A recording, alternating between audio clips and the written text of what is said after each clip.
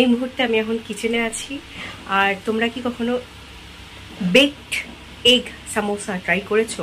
গত বছর আমি যখন এটা ফার্স্ট টাইম ট্রাই করেছিলাম, তো আমি এয়ার ফ্রায়ারে ট্রাই করেছিলাম। তখন আমি ইউটিউব জয়েন করিনি, কাজেই শো করতে পারিনি। ইট ওয়াজ অ্যামেজিং, ইয়ামি অ্যান্ড খুব বেশি অয়েল আমরা দেবো না, তাতে লাগবে হচ্ছে গিয়ে বয়েলড এগস। আমি চড়াতে বসিয়ে দিয়েছি, চপড অনিয়ন্স, বয়েলড পটেটো আর জিঞ্জার গার্লিক পেস্টও লাগবে। আচ্ছা, ময়দা দিয়ে আমরা মাখবো আর কি, মানে ময়দাটা মাখতে হবে আর কি, অল্পই মাখবো। তো ময়দা মাখানোটা আর দেখাচ্ছি না, ঠিক আছে? ময়দা মাখানোর পরে আমি দেখাচ্ছি। যদি এই জিনিসটা ট্রাই করতে পারো, করো। আর বাড়িতে ওটিজি বা এয়ার ফ্রায়ার যদি থাকে তাতেই করো। চেষ্টা করো কম অয়েলে বানানো, আর খেতে অসাধারণ হয়। Try it, please stay tuned, ঠিক আছে? চলো, এখানে দেখো ময়দা নিয়েছি, সামান্যটুকু জিরা, নুন, একটু অল্প চিনি আর তেল, খুবই সামান্য। এটা মেখে ডোটা তৈরি করছি। চলো, তো এখানে দেখতেই পাচ্ছ যে ডোটা তৈরি করলাম, আমিই করলাম, অন্য কেউ না, এটাই আমার হাত, দেখতেই পাচ্ছ। এবার এটাকে সেট সাইড করে রেখে দেবো।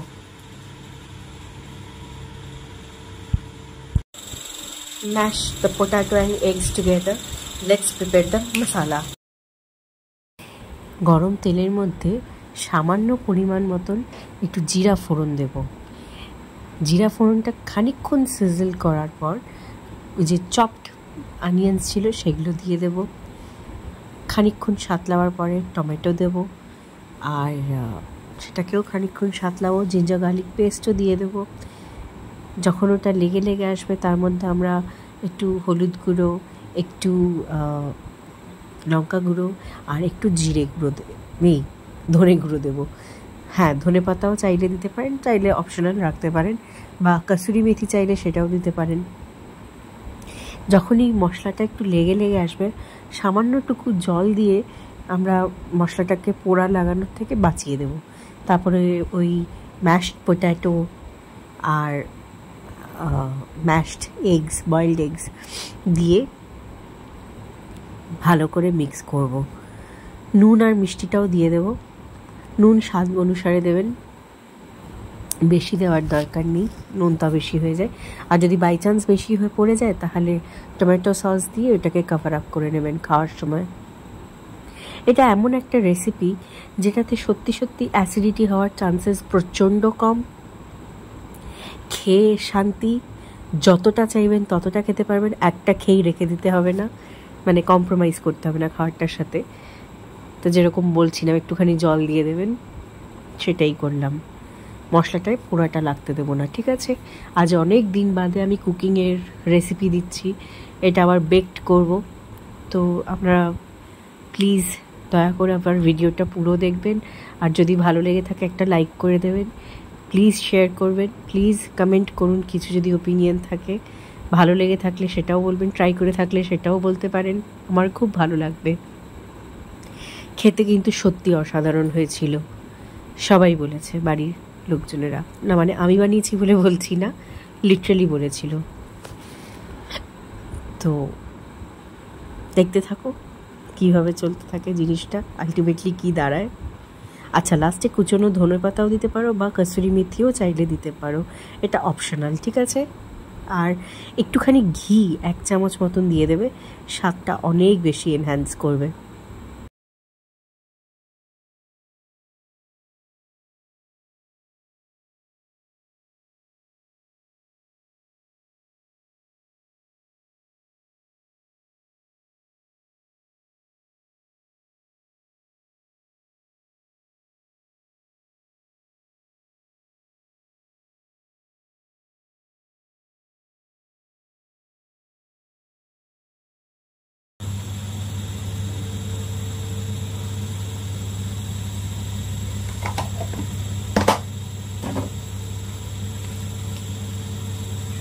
মোমো বা লুচির জন্য আমরা যেরকম ময়দাটাকে বেলবো না, ঠিক সেইভাবেই অলমোস্ট বেলবো। এখানে ক্যামেরাটা আমার ঠিক করে আসছে না, শো করছে না, আমি একটাই দেখাচ্ছি, ঠিক আছে? এ দেখো একটা লেচি কাটলাম, গোল্লা পাকাচ্ছি, সপ্তাহ দেখাতে পারছি না, অদ্ভুতভাবে ক্যামেরাটা সেট হয়েছে সেই জন্য। দেখো একটা গোল্লা পাকিয়েছি, তো এটাকে এবার তেল লাগিয়ে নিলাম এপিটোপিট। এবার এটাকে বেলতে সুবিধা হবে।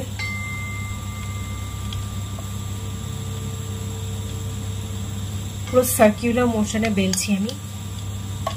এটা মানে কোনোভাবে একটা সার্কেল করলে হয়ে যাবে।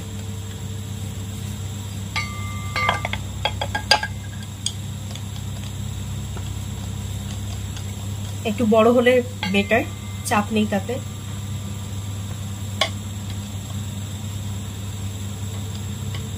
ঠিক আছে, আমি বেলে নিলাম। এবারে একটা ছুরির সাহায্যে আমি জাস্ট হালকা করে চিড়ে দিলাম। এবার দেখো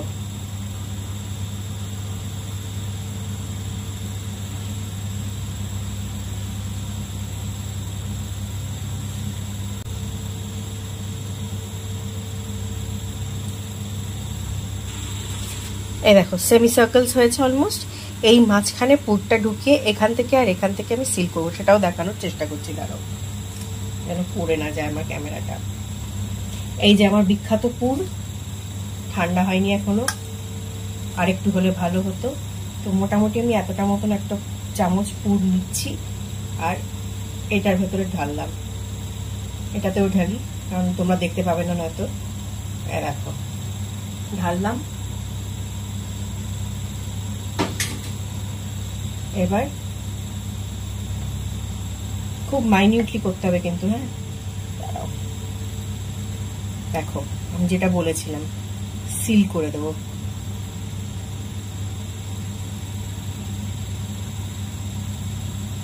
এই দেখো, এই বেরোস না বেরোস না প্লিজ, বেরোস না। হ্যাঁ, সিল করে নিচ্ছি। ভাগ্যিস ক্যামেরাটা দিয়ে দেখতে পাচ্ছি, জানো তো। এই দেখো এইভাবে সিল করে করে এটাকেও সিল করে দিচ্ছি।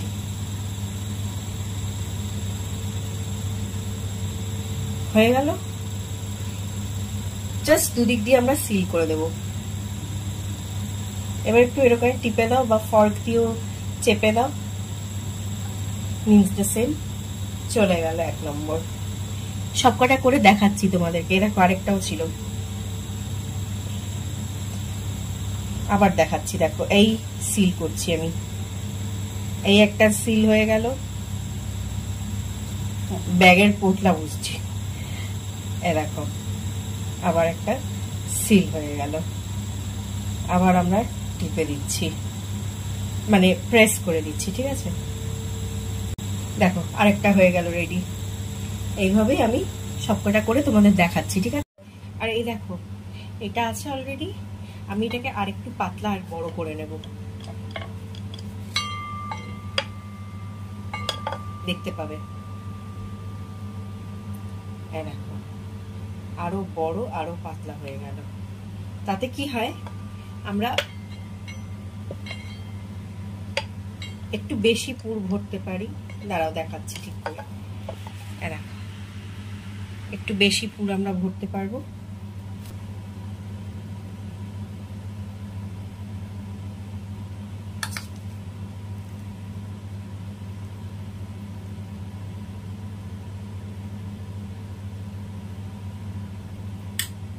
তাহলে কি হয়, ফিলিংটা অনেকটা হয়ে গেল। এবার দেখো সিল করে দিলাম।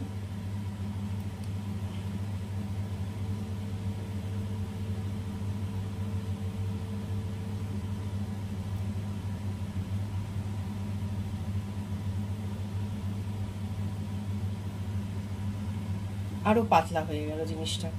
এটা আরেকটা করতে পারো তোমরা চাইলে, চায়ের সাথে যটা পারবে তটা খেও, চা বা কোল্ড ড্রিঙ্ক যা ইচ্ছা। দেখো samosas are almost ready to be baked. Let's see what happens. Thank you. এই যে সামোসাগুলো আছে, একটুখানি তেল দিয়ে ব্রাশ করে নেবেন। আর এগুলো ফিলিং হয়ে গেলে সেট করার জন্য একটুখানি আমরা যদি ডিপ ফ্রিজে রাখি তাহলে কিন্তু ভালো হয়। ধরুন 5-10 মিনিটের মতন রাখবেন, বরফ হলে যেন না চলে। ঠিক আছে, 180 degree 10 minutes. Samosas are there. Let's see what happens. And finally it's ready, crispy, yummy. I hope you like it.